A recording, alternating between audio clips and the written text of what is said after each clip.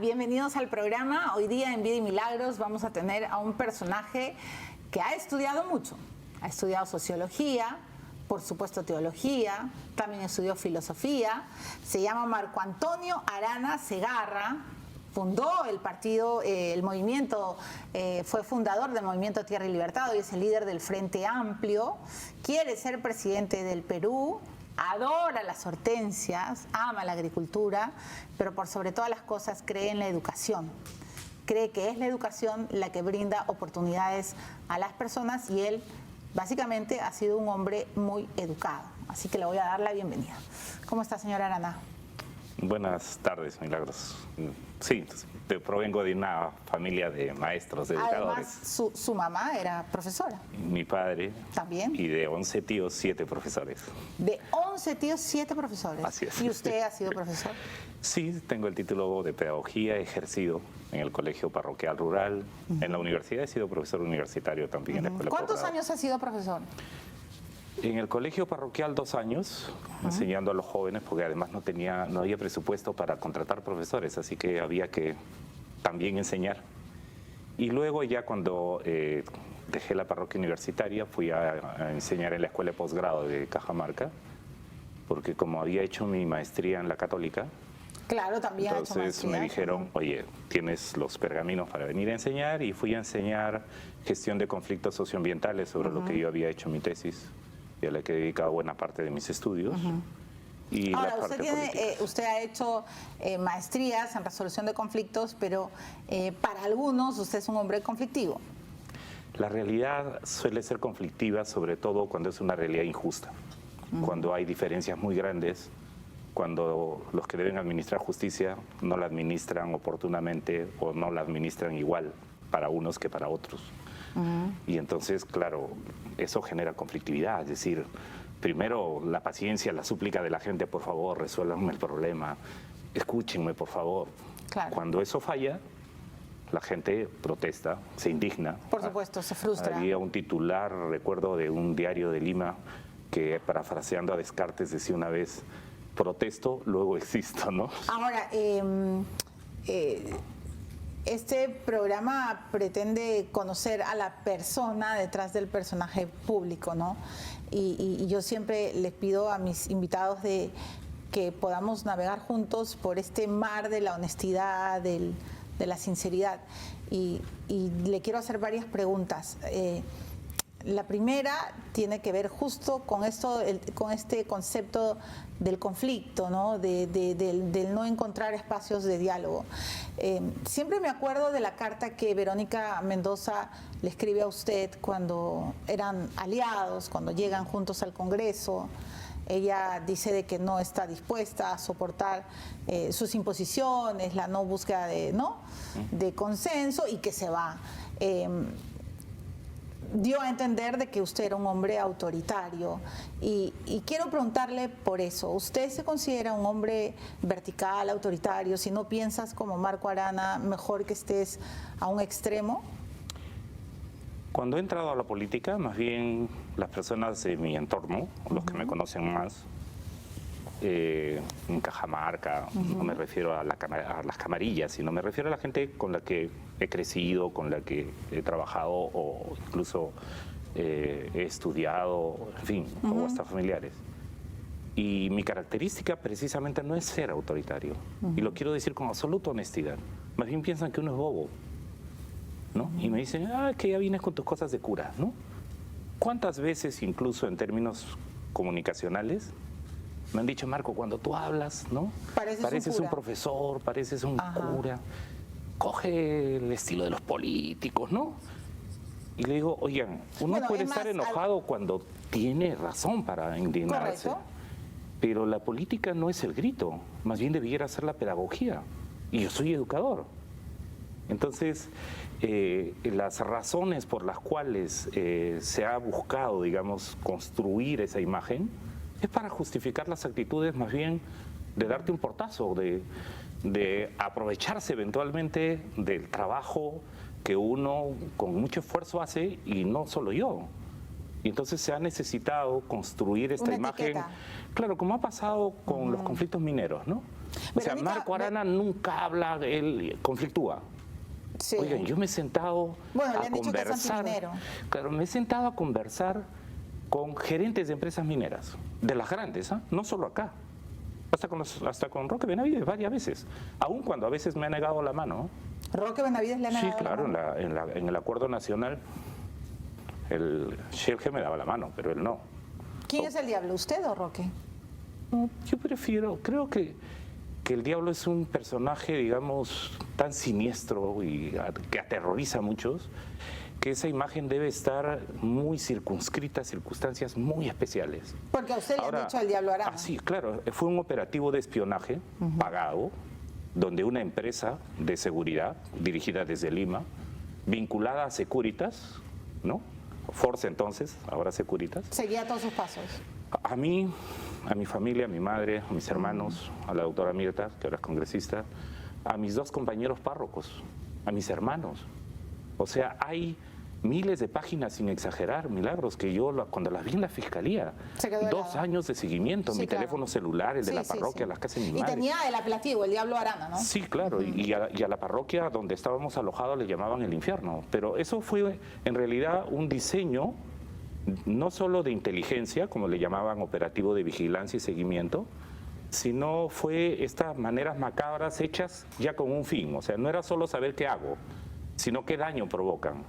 Porque, por ejemplo, llamarle a la parroquia el infierno, cuando es el lugar supuestamente donde uno tiene que decir, oigan, cuídense de ir al infierno. No, la bautizaron como el infierno. En ese momento yo era sacerdote. Correcto. Al sacerdote, el diablo. Sí, ¿no? sí, no, o sea, fue diseñado maquiavélicamente terrible, ¿no? Pero, a ver, los he entrevistado a usted, a Roque, no creo que ninguno de los dos sea el diablo, estoy de acuerdo. Son figuras que a veces sé que ustedes han tenido conflictos, enemistades, etcétera, pero quiero regresar a lo que íbamos contando. ¿Por qué lo traiciona o por qué se aleja o qué es lo que realmente pasa entre usted y Verónica Mendoza? A ver, quiero explicarlo sin mucha vuelta. ¿Ya? Okay. Lo que ocurre es lo siguiente. Cuéntame la verdad. ¿Ya? Lo que ocurre es lo siguiente. Nosotros decidimos crear un partido político en el que yo no pensaba tener el liderazgo que tengo, que guste a unos más a otros, etc. Yo lo que pensaba por mi formación, por mi trabajo con grupos de jóvenes, etcétera, en la universidad, en ese momento yo había ya pasado por la experiencia no solo de ser profesor universitario, sino de ser presidente de la Mesa de Lucha contra la Pobreza en Cajamarca. Y entonces los jóvenes me decían, Marco, pero tenemos que entrar, tenemos que hacer política, ¿no? Las rondas campesinas me decían, tenemos que construir un movimiento local, regional, tenemos que llegar a la alcaldía, al gobierno regional.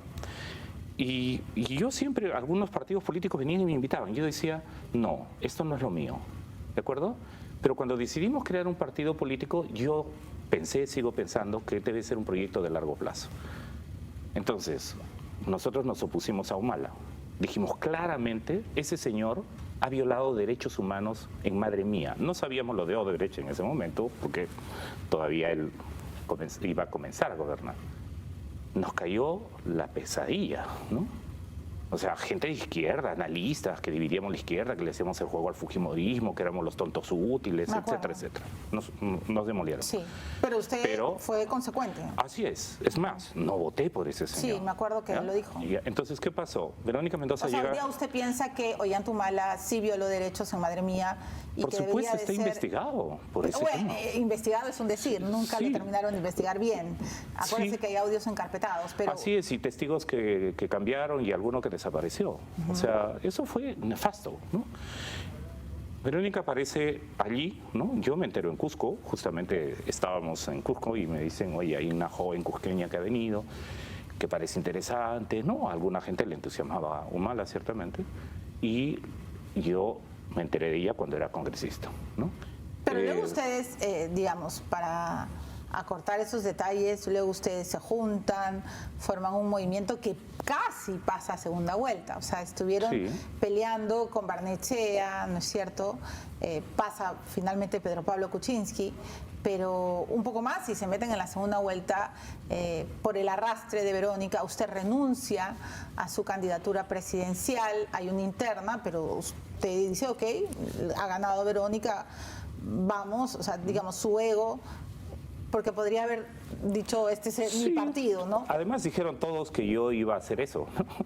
O sea, que no creían que en ese proceso esto no íbamos nosotros a respetar. Pero lo aceptamos y lo que ocurrió es que comenzaron a haber ya algunas diferencias en el camino. Voy a poner, por ejemplo, una, ¿no? La primera, ¿no? Mi organización política planteó, bueno, ella va a la presidencia, Marco Arana va a la vicepresidencia. Fue el primer momento en que comenzaron a manipular para que no fuera en la vicepresidencia. Para que usted no fuera. No fuera, claro. Hubo un congreso aquí en la Federación. ¿Quién manipulaba? ¿Quién no quería? El grupo de Verónica Mendoza y todos los que se han ido, ¿no? O sea, pero a mí nunca me lo dijeron. O sea, simplemente lo que quisieron hacer es impedir que hubiera un congreso extraordinario donde la gente iba a decidir. O sea, ¿usted diría que Verónica no quería que usted avance con su liderazgo? Más que creo que yo avance, creo que había un diseño de hacer política en el que las vicepresidencias estaban reservados ¿Para quiénes? Para otros. ¿Le tenía celos? Yo más que celos, porque en estas cosas yo no he tenido ninguna razón personal, digamos, con ella para romper. Nunca he tenido demasiada amistad, pero mucho en menos. Política hay muchos celos, sí, hay egos desbordados. no, yo creo que habían otros cálculos. Más bien. ¿Qué cálculo? Por ejemplo, aglutinar a otras personas que ellos consideraban que podían ser más proclives o que podían ayudar a arrastrar más eventualmente. ¿Quiénes, por ejemplo? Mira, hubo una actitud muy fuerte de sectores de izquierda, ¿no? Más ortodoxos, digamos, ¿no? Que consideraban que ese espacio es para las organizaciones históricas, para juntar a las izquierdas. Otros que consideraban que como yo provengo de la actividad, digamos, soy científico social, pero a la vez soy teólogo, he sido párroco, eso no ayuda como imagen, ¿no? Porque la iglesia supuestamente manda a la hoguera a todos los homosexuales, a todos los pecadores, en fin, ¿no? Y hay un anticlericalismo, hay sectores anticlericales tanto del liberalismo como del radicalismo de izquierda. En eso Mariátegui fue una excepción que escribió hasta sobre el factor religioso. Sí, no, pero en general el tema religioso es mal visto en la política, digamos, a veces con razón. Y la izquierda radical es muy dura, ¿no? Con la iglesia. Y los liberales también, ¿no? Entonces hay un movimiento anticlerical muy fuerte y yo creo que ¿Y usted eso... no convenía? Creo que era eso, más bien. Creo que era eso, más bien. ¿Lo ningunearon? Intentaron, tan así que, por ejemplo, y me dijeron, Marco, o sea, nosotros hemos confiado en ti como un líder, para que aquí vengan y manipulen y te saquen de esa manera. Si tú no lo haces por respeto a ti mismo, ¿de acuerdo? Haz por el respeto a nosotros. Así. Ponte firme. Y se puso firme. Y tuve que decir, miren, oigan, nuestra organización política está pidiendo que se considere la posibilidad de que se respeten los acuerdos. Fue muy intenso ese tiempo. Y eso fue, creo, parte de lo que pasó después. ¿No? De la factura que se pagó después. Sí, yo creo. Es que en política, como en todas las cosas, los hechos tienen consecuencias, ¿no? Siempre. Tengo que ir a la pausa, pero así, un ping-pong. ¿Verónica Mendoza lo traicionó? ¿Sí o no? Políticamente uno podría decir que sí, ¿no? ¿Lo usó? No, yo no me dejé utilizar, ¿no? Muy bien. ¿Cuánto extraña Marco Arana el sacerdocio? Abandonar, que lo, digamos, que lo sacaran, no sé, él me va a corregir el término, pero que decidieran que él no podía seguir siendo sacerdote por su actividad política. ¿Ha sido lo peor que le ha pasado? Después de la pausa, en Vida y Milagros, Marco Arana.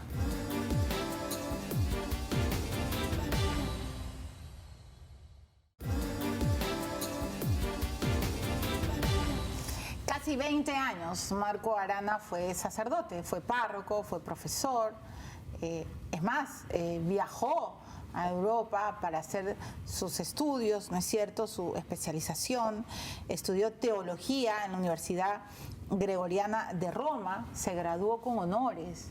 Era un hombre que dicen los cajamarquinos, y bueno, la gente que lo ha conocido, señor Arana, que usted iba a morir con la sotana.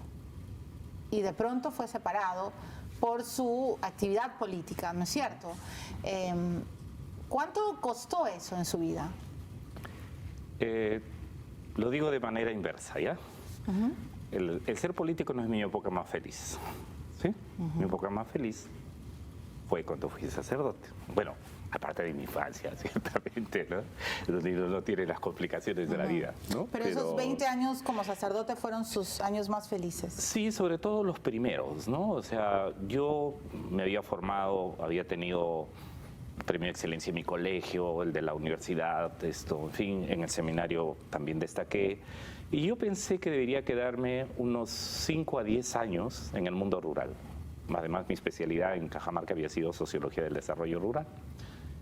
Y ahí estábamos creando un colegio bonito para la gente, porque no había colegio, en fin, Y apareció la mina, me cambió la vida. Y le cambió la vida. ¿Por qué? Porque por la defensa de la vulneración de los derechos, usted empieza, digamos, a acompañar esas protestas y la Iglesia decide separarlo, ¿cómo se dice? Laicización o secularización. Secularización. ¿No? O sea, y los primeros... dice, usted no puede seguir siendo sacerdote. O sea, ese día que recibe la carta, que recibe la orden final del Vaticano, ¿qué piensa Marco Arana? ¿Cuántos años tiene? Fue el 2019, no, el 2011, ¿no? 2011, 2012. Demoró un proceso, fue larguísimo. Sí, Milagros. fue muy largo. Muy largo. Tuve que hacer una carta larga de explicaciones. Pedí permiso, en realidad. Yo, ahí en la figura canónica, existe la posibilidad que a un sacerdote le den permiso. De hecho, le habían dado a un sacerdote en Huancavelica, se lo habían dado a Ancash. Usted suspendió. Y entonces 2009, 2010, ¿no? Fueron años muy duros. Las recibí en principio, con mucho sufrimiento, te lo voy a decir. O sea, ¿fue el día más triste de su vida? Sí.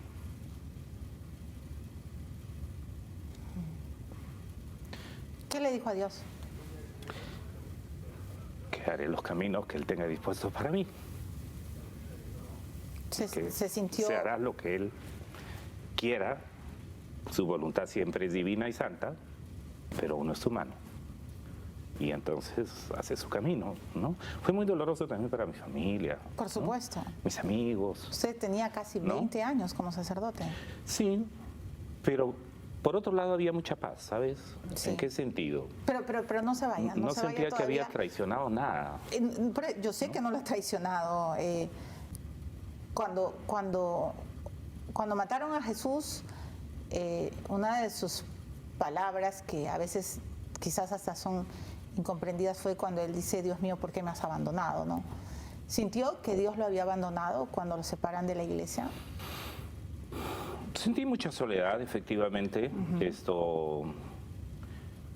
Y las razones, además, que ya venían de varios años, o sea, sí, claro. no fueron exactamente con la política, comenzaron cuando me enfrenté a grandes poderes económicos, ¿no? Ahí comenzaron el 2003, ¿no? Fuertemente, muy fuertemente. Me movieron de parroquia, incluso el viaje a Roma era para no causar muchos problemas, porque ya era un nuevo obispo, y cuando yo estuve estudiando allá, yo me fui por 2 años. Era un sacerdote incómodo. Y me comunicaron que me quedara 3 más para hacer el doctorado, que también fue para mí una suerte de gran tentación, ¿no? Porque yo me despedí de la gente diciendo: en 2 años regreso, ¿no? Me voy a preparar más, voy a venir. Lógico. ¿No? Mire, el proceso ya había demorado mucho tiempo. Mucho tiempo. ¿Esperaba esa separación? No, esperaba una cosa peor, porque yo supe, ¿no? Es un proceso reservado, entonces no te informan mucho, ¿no? ¿Qué esperaba? No, lo que buscaban era mi excomunión. Dejarme, digamos, fuera de la iglesia, fuera de mi fe, de mis creencias, ¿no? Eso es peor. Digamos, en la Edad Media eso hubiera significado que te pongan en la hoguera, ¿no? Sí, claro. La muerte. Sí, pero buscaban la excomunión, y las razones, allí tengo la carta que tuve que escribir diciendo por qué no. Y cuando vino la carta... ¿Usted tuvo que escribir una carta al Vaticano diciendo por qué no tenían que excomulgarlo? ¿Por qué las razones que estaba dando el obispo que en ese momento había decidido empapelarme? Wow. Tuve que decir que él mentía. ¿Qué obispo fue? Carmelo, un obispo que lamentablemente se le ha quebrantado mucho la salud y han tenido que sacarlo, ¿no? ¿Le ha Espero que esté perdonado? mejor. Sí, sí. ¿Por qué guardar rencores? O sea, yo creo que, o sea, él buscó la excomunión, ¿ya? Para mí.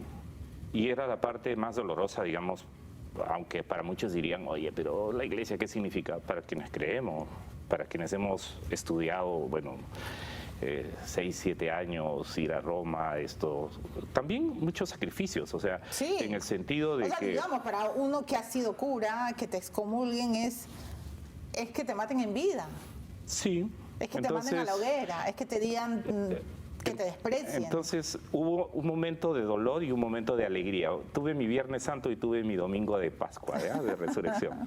¿Por qué no lo habían excomulgado? Porque mi Viernes Santo, ¿qué cosa era? Que me la entregaron antes de Navidad. ¿Qué día? Creo que fue el 22 o 23. Dios. Yo sentí que ahí había hazaña, ¿no? Porque podía haber celebrado la Navidad. misa de Navidad, ¿no? Sí, claro. Pero claro, yo no iba a poder O sea, celebrar noche. pero la eso Pascua. fue movida ya interna. Bueno, la mezquindad existe en todos lados, ¿no? Y la mezquindad existe en la Iglesia Católica. También, por Al supuesto. interior. Por supuesto. Pero bueno, pero ¿cuál fue la cosa buena? Que me llegó la carta, ya firmada por este papa, donde decía que yo puedo seguir o sea, no solo no me excomulgaba, sino que en situaciones excepcionales, temas de confesión de moribundos, ¿no? O situaciones de confesar. muerte, o situaciones de muerte, puedo intervenir, y que si me quería casar, lo hiciera con discreción por la iglesia. Uf, o sea, fueron ¿Tiene? derrotados, querían excomulgarme, y la razón de Roma, la carta que vino de Roma es, oigan, es un cristiano, ¿no? Ha tomado sus decisiones, no lo votamos, es de los nuestros. Tuve mi domingo de gloria. Firmado por el Papa, Sí, claro. por el Papa actual, por el Papa Sí, en la Francisco. administración de Papa, ¿no? Wow. Entonces, o sea, sentí- digamos, si en este momento me da, madera, no voy a dar ese ejemplo, pero si en este momento pasa algo muy fuerte y usted está frente a una persona que está muriendo, usted puede darle la extrema unción. Sí, Ok. es que el sacerdocio en realidad enseñaba Santo Tomás de Aquino, es que imprime carácter, decía él, para decir, nunca se borra, ¿no? No, pues está dentro, entonces obvio. la- Pero también puede casarse por religioso. lo dice la carta pontificia, y yo quedé ¿Y gratamente está de novio? impresionado. No estoy ya de novio, pero tiene el Estoy corazón. logrando ponerlo muy rojo y muy morado. No sabe cómo está saliendo. Y Color no son de los focos, de no. chaleco. Y no son los focos. Ya no está con Rocío Silva Santisteban. Rompió. Fue una relación muy bonita y bueno, acabó. Sí, eran ¿no? una super pareja. Nos respetamos, nos queremos ¿Cuánto tiempo harto. estuvieron? Casi 3 años, ¿no? Casi 3. ¿Rocío fue su primer amor después de dejar de ser sacerdote? Sí, era mi primer amor, sí. Bueno, en realidad yo la admiraba mucho después del sacerdocio, ¿no? ¿A qué edad entró usted al sacerdocio? Yo tuve 2 momentos. A los 17 años, que se Ajá, vio interrumpido sí. por mis estudios en la universidad, y luego volví a los 25 años, ¿no? A los 17 se interrumpe por la universidad, luego regresa a los 25. Y a los 30 me ordenó, ¿no? Ujú, y más o menos hasta los 40 y... ¿Hasta qué? Sí, hasta el 2009, ¿no? Sí. Entonces, pero antes no había tenido novias ni enamoradas. No, en el colegio sí, además tuve una cosa así, de esas cosas que nunca te olvidas, de esas que te rompen el corazón de la adolescencia, ¿no? De que vas con tu chica en una ciudad tan conservadora como Cajamarca, de la mano, y aparece la madre y la furia, y golpea a la chica, ¿Quién aparece? La madre de la chica, ¿no? Ah, la suegra. La suegra Ay. del adolescente de 14 años. ¿Y le pegó? A ella, sí. ¿Delante de usted? Sí, me partieron Ay, el Dios corazón mío. y a ella también. Y nunca más nos volvimos a ver. ¿Por qué son terribles, ¿no? No, sí, o sea, conozco esa sociedad son terribles. conservadora. ¿Y la ha vuelto a ver a ella? Sí, la volví a ver. ¿Está casada? Sí, está casada bueno. con una hija preciosa y Bueno, con dos ya hijos es preciosos. tarde para ella. Y para Y- usted. O sea, digamos. Sí, para los además dos. que son esas, pues, esas cosas hermosas de la adolescencia, ¿no? Sí, claro. Que todo el mundo tiene y Ya, pero me ha dicho, Rocío fue mi primera mujer. sí, cuando dejé el sacerdocio, en realidad nos encontramos tarde, ¿no? Ella ya tenía una familia, Sí, ¿no? correcto. Había toda una carrera, además un perfil Muy alto, inteligente, poeta, alto, sí. muy digno en Muy hacerse cargo de los derechos humanos Y en un Rocío país es una como persona nosotros. muy buena. ¿Ya? O sea, hacerse cargo de los derechos humanos donde en las redes, en el Sí, yo sé. insulto, o sea, la De manera la como la han coordinadora, ¿no? escarnecido, ¿no? Cómo la escarnecen incluso, cómo la han terruqueado, etcétera. O sea, era algo que también, como decía Benedetti, ¿no? Te amo porque tus manos trabajan por la justicia, decía Benedetti, ¿no? Una poesía así que dice Qué bonito. que te toca, digamos, te toca todas las fibras, porque no solamente es o la belleza física o la inteligencia, ¿no? Sino los valores. Y eso creo que es el lazo todavía comunicante que nos hace encontrarnos, respetarnos, colaborar. Claro, y ayudar. a ella ahora es parlamentaria de su bancada. Y ahora Sí, usted y cuando yo salí. Eso, y ahora usted es el líder. ¿Y cómo hacen? Porque claro, ve a su ex y donde hubo fuego, cenizas quedan. Y no. Digo, No, lo que hay es una actitud. Y siempre hay un remember. Hay una actitud de mucho respeto. Tengo que ir a una pausa solo de saque. Entonces, ¿no hay posibilidad de retorno con Rocío? Creo que, bueno, en la vida que tenemos escrito, pero me parece que O sea, la puerta hemos no es- vivido lo suficiente. Creo que Pero yo no- no he no- sabido estar suficientemente al cuidado de esa relación, como veía en su momento, ¿no? Y entonces yo creo que es muy importante que no hiramos a las personas. O sea, el amor puede ser bello si es que no dañas a las personas cuando sientes que las cosas se terminan, ¿no? Y usted la hirió. Y yo creo que todo lo que vivimos efectivamente tuvo que ver con eso, ¿no? Y entonces, si uno quiere conservar lo que quieres, ¿no? Cuídalo. Wow. Pero bueno, es un caballero, para admitirlo públicamente. Bueno, Es un caballero, señora Arana. es lo que toca.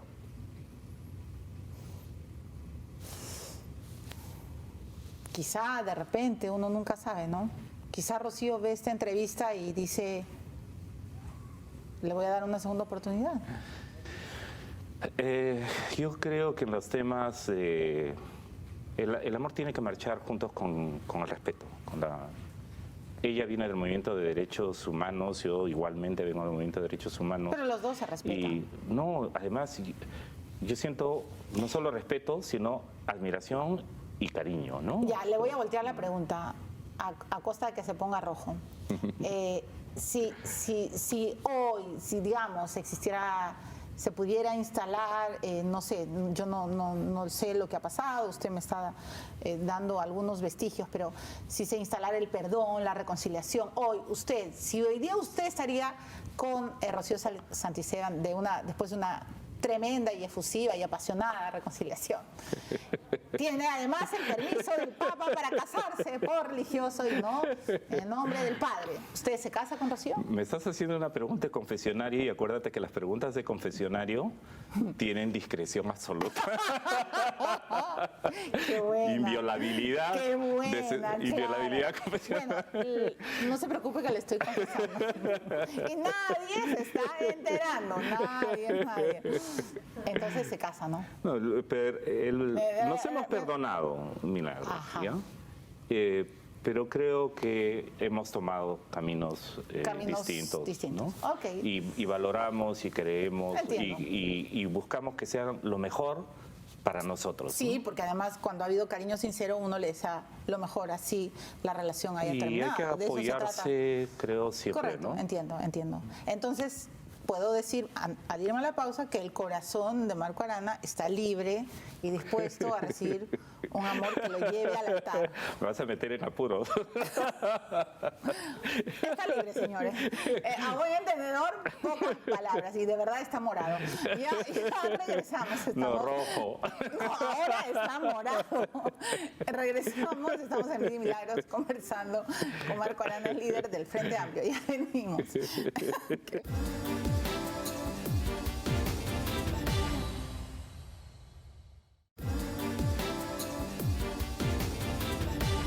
Estamos en Vida y Milagros entrevistando a Marco Arana, ¿no es cierto?, el líder del Frente Amplio, que además en estas elecciones rumbo al Bicentenario está de precandidato presidencial, liderando su partido, por supuesto. Entonces, hombre que cree en el amor, sí es, porque además los sacerdotes aman a la gente, los buenos sacerdotes. Hay algunos pervertidos que al contrario creo que detestan a la gente porque son capaces de destruirlos, ¿no? ¿Qué piensa usted de los curas pedófilos? Jesús diría que con ellos, palabras de Jesús, el que toca a uno de estos pequeños sería mejor que se amarrara una piedra de molino en el cuello y se ahogara. Sé que son palabras durísimas porque no se estaba refiriendo a la pena de muerte. Lo que se estaba refiriendo es que esas personas no deberían haber existido, ¿no? Porque no solamente por el daño que provocan, sino a quién se lo provocan, ¿no? ¿Y qué piensa de los homosexuales? Porque hay curas que creen que son unos grandes pecadores. Usted ya no es sacerdote, pero ¿qué piensa? Puedo decir tres cosas muy brevemente porque es un tema sobre el que creo que es importante decirlo con esa precisión. Yo me formé en un colegio, en una escuela marista, ¿ya? Y ciertamente tenemos unos moldes sobre el tema y el pecado, etc. Y recuerdo que teníamos un compañero amanerado al que le hacíamos bullying en realidad a todos los muchachos, ¿no? Porque no le decíamos coqui, sino la coqui, ¿no? Y le hacías chacota. Ahí la idea del bullying no estaba visto como tal, pero... No, los chicos pueden llegar a ser muy perversos. Así es, sí. Había eso en la primaria, estoy hablando. Sí, no, en la primaria también le digo. Y lo que pasó es que cuando me toca ya ser párroco, tengo que en confesión conocer personas homosexuales. Y conocerlos, ciertamente no puedo por el secreto confesional y por el respeto a las personas y al ejercicio que he tenido, contar los detalles, pero comenzar a conocer el drama que viven, alguno incluso casado, ¿no? ¿A qué te lleva? ¿Te lleva a culpabilizarlos o ayudarlos más bien a que asumiendo su condición, que no está negada para el amor de Dios, que no está negada, cómo allí más bien se reconstruye respecto de la censura social y de esta carga religiosa, porque hay que decirlo claramente, la Iglesia, la Santa Inquisición, llegó a quemar personas por ser homosexuales o a las mujeres por ser prostitutas o crearon casos de esa manera para deshacerse de personas incómodas. Encontrarse con esa situación y tú dices, ¿tú quién eres? ¿El juez de tu hermano? ¿O eres más bien el que apoyas, entiendes, buscas que esa persona se sienta amada también de Dios? Eso a mí me cambió totalmente. Y el tercer momento fue cuando fui a Roma. Cuando fui a Roma, descubrí que uno de los grandes teólogos españoles, Picasa, había sido instruido por el arzobispo de París a tener un grupo de religiosos que llamaban Jonathan, con sacerdotes que habían admitido su homosexualidad. Y para mí en Roma eso fue, digamos, un descubrimiento, porque acá Cipriani estaba que los mandaba a la hoguera, ¿no? Entonces ir a Roma, donde uno está además en la que le llaman la Universidad de los Papas, ¿no? Saber que allí había la apertura para discutir esos temas y encontrar un camino en el que aún todavía difícilmente, algunos afirmaban, también son hijos de Dios. ¿Cómo que también? Son hijos e hijas de Dios. Y más bien, ¿quién tiene que comenzar a convertirse? digamos, nos comenzamos a convertir nosotros a entender que estas personas también son capaces de amar, que estas personas pueden amar tan intensamente, pero de una manera diversa, y en la cual evidentemente la Biblia se ha construido culturalmente. Es decir, entonces usted no censura a una pareja de homosexuales. No tengo... ¿Y admite la unión? La unión civil la he defendido, ha sido una de las razones de mi proceso, ¿no? Y recordemos que al padre Gastón Garatea, un hombre extraordinario, Cipriani le impidió celebrar la misa varios Sí, claro. años por defender la unión civil. Sí, por eso. Fue Entonces, injusto, ¿no? sí, claro, o sea, me queda claro. Sí, en la iglesia va a tomar, creo, mucho tiempo, porque recordemos que estamos hablando de una institución de 2000 claro. años, Entiendo. con unas valoraciones, Entiendo. etcétera. Pero quería que quede preciso lo que el usted fundamento piensa, ¿no? es el amor. Exacto, y cuando el amor es puro, el sexo no importa, ¿no? Lo que pasa es que muchas veces se ha asociado, o se ha disociado más bien el amor de la sexualidad, que es un tema en la teología, en la antropología teológica, es un tema fuerte y muy debatido, ¿no? Por ejemplo, San Agustín, que es un teólogo extraordinario, tenía una antropología negativa, es decir, pensaba que las personas son pasibles siempre del pecado y del mal. Y entonces la sexualidad era más bien parte del pecado. Y entonces, claro, para él la sexualidad solo tenía sentido para la reproducción de la especie. Y de hecho, en el derecho canónico eso pesó mucho hasta hace pocas décadas. Pero es posible ser, guardar castidad, o sea, ¿es realmente posible? Es posible y te puedo decir tres cosas de mi propia experiencia. Sí. ¿Ya? Conozco personas no solo célibes, es decir, que siguen una disciplina, sino he conocido personas respetabilísimas, que algunos han muerto porque son ya mis mayores, castas, ¿ya? Felices. He conocido personas célibes, frustradas, deprimidas, homófobas y además anti toda dimensión humana del erotismo y la sexualidad, como sí, como para ellos no está permitido, entonces no debería estar para los demás, nadie. Y todos los demás son unos son de la comunidad de Sodoma y Gomorra, ¿no? Entonces terribles, ¿no? Y son los peores, creo yo. Sí, son los claro, peores. porque además todo es pecado. Y he conocido otros que lo han vivido con mucho esfuerzo, a veces con cierto dolor, ¿ya? Porque en la psicología, incluso hay libros extraordinarios de psicología sacerdotal, religiosa.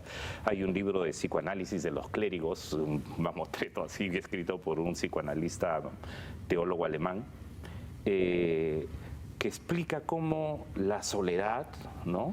El hecho de que en algún momento de tu vida tú sepas que no vas a tener hijos, ¿no?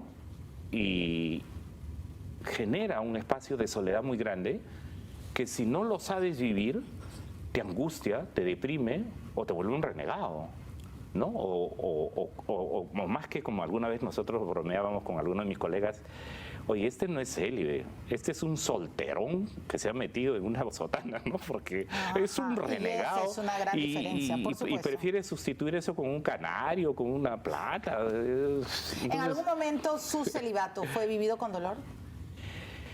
Sí, en algún momento, en el sentido de que, digamos, por un lado llevas una vida sacerdotal para muchos incomprensible, ¿no? Hay hasta artesanía horrible, asquerosa, creo yo. Sacerdote rezando, la debes haber visto aquí en la artesanía y a veces la venden delante de los templos. Sí. O sea, entonces, la sospecha de la gente de que eso es falso. Y yo creo que en algunos casos lo es. Pero te puedo decir, en muchos casos, gente que vive eso con convicción, otros con mucha disciplina, otros con frustración, otros con mucha alegría. Se acaba de morir un sacerdote extraordinario para mí, que no sé si conociste, el padre Jorge Álvarez Calderón. Qué hombre extraordinario. Buena persona. Extraordinario. Totalmente. Fue mi formador y mi director espiritual. Y yo puedo decir, era un hombre célibe. Feliz. Feliz. ¿Ya? Y usted era un hombre célibe, feliz, sí, pero también. a veces con dolor. No, es que a todos nos pasa. O sea, Correcto. el sacerdote no es una persona que deja de tener su corazón, sus sentimientos. El tema es cómo lo afronta, cómo lo vive. Ya, pero también, ya, vamos a una pausa, porque me abre una ventana muy poderosa, pero también imagino que hay momentos para la atracción, ¿o no? Y hay momentos para pensar, ¿voy a tener hijos o no? Sí. Después de la pausa, Marco Arana responde sobre eso que nunca le hemos escuchado hablar, la paternidad. ¿Quiso tener hijos? ¿Quiere tener hijos? ¿Está pensando en tener hijos? Ya venimos.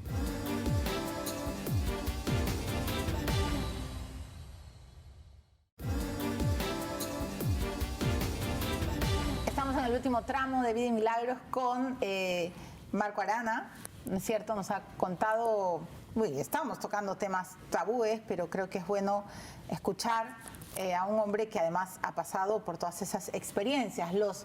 Me ha dicho que vivió el celibato con alegría, pero también por momentos con cierto dolor.